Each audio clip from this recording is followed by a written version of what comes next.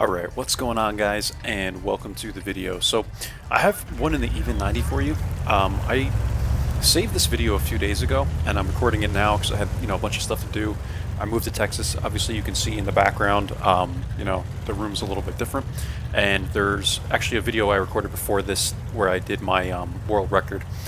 So that's actually the first video that I made in Texas, and it's the first game that I've had over 10K combined. So it's looking like the move to Texas was pretty good, guys, right?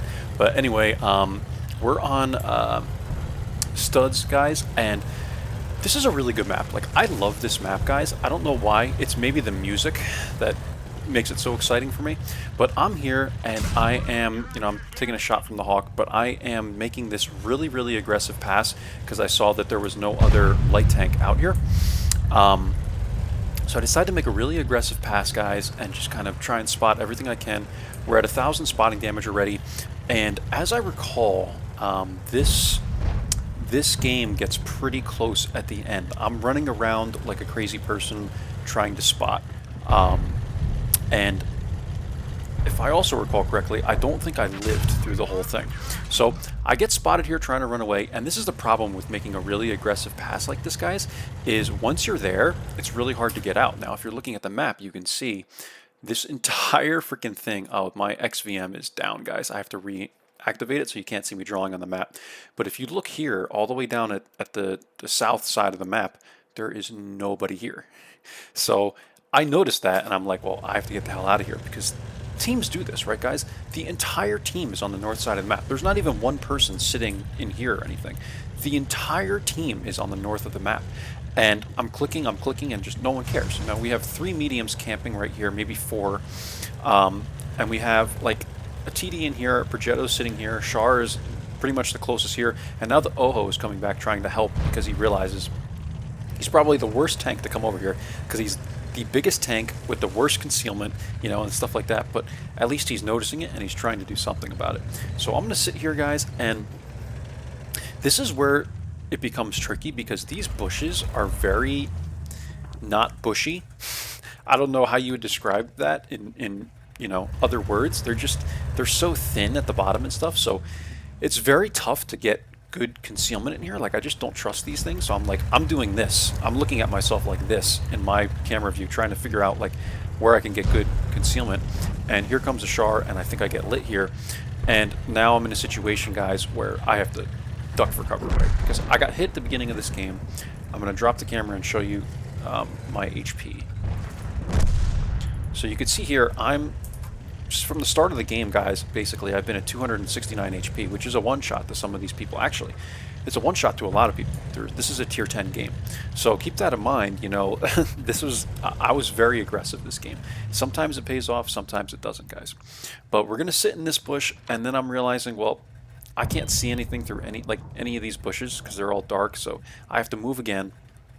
It's tricky trying to find a good push here. Maybe I should have sat like right here, but then you don't want someone YOLOing through here. So where I usually decide to go, guys, is this bush right here. I really like going here. I don't know if it's something that will work in every single light tank because it's kind of a little small area, but definitely in the even 90. If you ever run into this situation or scenario, guys, I would just park right up here in this bush because it keeps you pretty much hidden from, even if someone pokes here, like, it should still keep you hidden enough. In the even 90, I'm good to sit here, even if people go like this, right, guys? So that's why I decided to sit here and just make sure you knock this building, because I don't think you get view range through the building, if you know what I mean. So, like, if someone's coming up right here, you're not going to get vision on them. So I crush the building, and then sometimes I'll sit behind it for a few seconds, make sure no one blind fired me, right? And then I'll sit in the bush. So I'm going to sit here, guys, and I'm just going to fast forward a little bit because Char comes up, and sorry, guys, just getting an email there. And Char comes up, and again, like I said, if the building was here, I don't think you can get view range through buildings. I know you can't get them through walls because every time I'm on Minsk, I think it is, I have to shoot the walls to spot people that are coming through, down that long alleyway. So I'm just under the assumption, guys, I'm not 100% sure that you can't, I'm pretty sure you can't get vision through this. So Just keep that in mind. Shoot the damn building. I'm gonna move, guys, and if you're looking at the map, look like Leo 252U. Like, this is just a weird game, guys. There's a lot of weird stuff going on in this game. They're all running to the cap, which I feel like is not a smart idea. They probably should have pressed us here, won this, and then they have the crossfire going this way, if you guys know what I mean. But I'm running around trying to find the right bush. That's what you have to do in the even 90, guys. You just have to find the right area to spot as much as you possibly can from a single location, because in the even 90, when you're in a bush, you're unspottable until people are basically on top of you. So I decided to go here. The only person I'm not really spotting is the meal, basically. Other than that, guys, we have the Leo spotted, the 252U, and now it's just up to the team to reset the cap. I'm starting to make my way over now because I see the Char coming, right? But also, I feel like I might even have to go to the cap if like people aren't going to press the cap, because only the Progetto's there, right? And eventually it has to be reset. They have 2 on, soon to be 3 on. So these are just things you have to pay attention to, guys. We're at 4,500 spotting damage. I don't even think I've shot my gun yet. Char might have... No, Char didn't spot me there. I was spotted, so maybe it was a Char, guys. But actually, it could have been like the Leo, because like through here. But this is what I mean in the even 90, guys. You cannot get spotted. Like, if you are in a bush, you will not be spotted until people are on top of you. Even if you don't have any concealment, because I think even without concealment, this thing starts at like mid-30s, at least, in concealment, guys. So it's just a wild amount of concealment. So now everyone's rushing the cap. I'm hoping that these guys... I was about to run in there, but then I see the Char, Progetto, and 121B all freaking YOLOing it. So I'm like, I think we're good. And it's 8-6, guys. And we're at still 4,500 spotting, but I think it's going to be more. If I recall, it was like 6,000 something I think we got on this map. So I'm getting ready to go to my view here. I'm getting ready to shoot this guy, but I don't want to get lit because I see the Emil coming out too. So I do decide to shoot here. I'm not lit. We bounce all 3 of our shots. Is what it is, guys. I mean, maybe I should have aimed them, but I was just assuming that Char didn't have like crazy armor. So, but whatever, guys. It is what it is. Gonna pull up in this bush. My team's melting, right? Like, I'm assuming that the T-30 and like these guys must have got shots in like this or something like that. And now, again, guys, we're in a situation where we have to try and find the best spot to spot basically the entire map. So I'm still getting some spotting damage on the Char. We're at 5290 now, guys, and this just goes on and on and on. I'm taking some shots at the Emil. I get one into him there, and I think I get a second. I bounce it. So at least we got kind of a high roll on the second shot there. Actually, it was 202. I thought it was 262. So a low roll on the Emil, which I gotta be honest with you guys. Every single time I hit someone in the even 90, I never feel like I do the amount of damage I should be doing. Because it's 220, right, guys?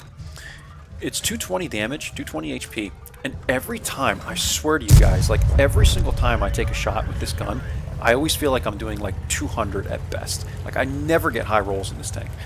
Ever. I don't know if it's just like, you know, my luck or whatever, but... So, we're dead, guys. Now we're going to take a look at the rest of the game here. We did 6K spotting. I mean, just absurd if you ask me. And still we died. So at some point here, I go to the STRV.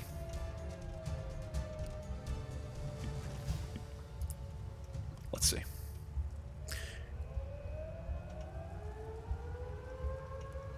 And it was the STRV and the M... Now that I'm remembering this game, guys, it was the STRV and the M53 that basically carried the end of this game. The STRV did a really good job, so I will show you guys that. And I can blow up the camera now that I'm dead and talk through the rest of this game. So in this situation, guys, we have an M53 and an STRV. They have a Centurion and an M53. It's a very even game. It's even by HP. Really, I would probably rather be in the Centurion, if I'm being honest with you guys. Like, the STRV just gets really awkward in some situations because you have to, the 2 seconds to get up into the siege mode, and That's awful, guys, when you're trying to carry a game. Like, you need to stay at a distance in the STRV. But being that the Centurion, at some point I switch over to this guy. I don't know why it's not. I could have sworn I switched over to him way before, but it's not switching. But in this situation, guys, like I was saying, the STRV has to come in close, you know. And when you're in an STRV, you don't want to go anywhere near people, right? Because then you have to go into siege mode. It's really awkward. So, you know, that sucks.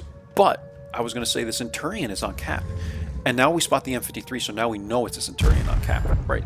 At first they thought maybe it's Artie, but the Centurion is giving away his position, which is really stupid if you ask me. If I was him, I wouldn't even try and be on the cap right now, because he's given away his position, and now the STRV knows exactly where he is, and he can easily, you know, put shots into this guy, and the M53 can come and flank. Because you can shotgun in an Artie. In here, guys, you're more than likely going to at least come close and stun someone. So the M53 is still vital in this situation, because he can come in one way, the STRV can come in another, right?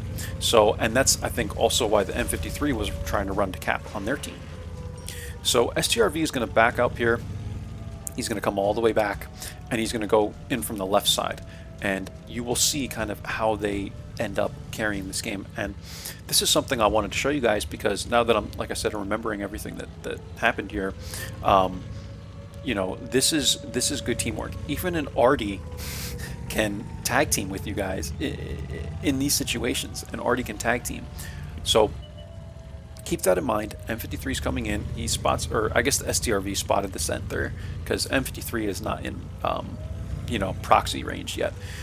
But these guys are going to come in, and Centurion is more than likely going to target STRV as the STRV comes in, and then Artie gets a clean shot basically into the side of him. So here we go, guys. STRV comes in, he goes into the siege mode very quickly, gets a shot into the Scent. Scent is going to target him. He's going to come out, target him, and now here comes Artie. Perfect timing, guys. And STRV gets another one into him. Artie hits him for 421, which now makes the Scent a one-shot. Game over. So no chance that this Centurion had no chance in this situation, because the STRV went up into siege mode. Very tough to pen those things from the front when they go into siege mode, especially the 103B. And that's the game, guys. So we're going to get into the emplates. I mean, they were decent for me, but really it was the STRV, I think, at the end there that did really, really well. So second class game, guys. We got that scout or spotter badge.